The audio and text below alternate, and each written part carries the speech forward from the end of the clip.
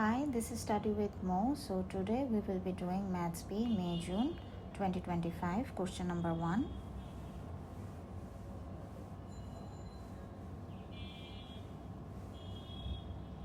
We have 1.2 square plus 5 divided by 7.1 minus 3.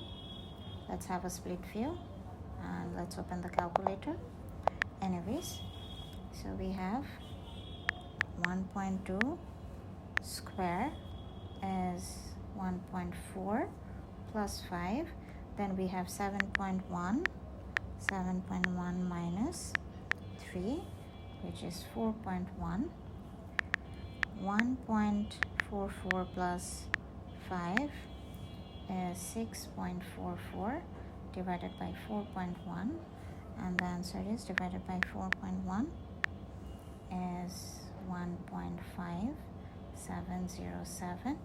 They asked for five significant figures, and we have 5 significant figures. So the answer is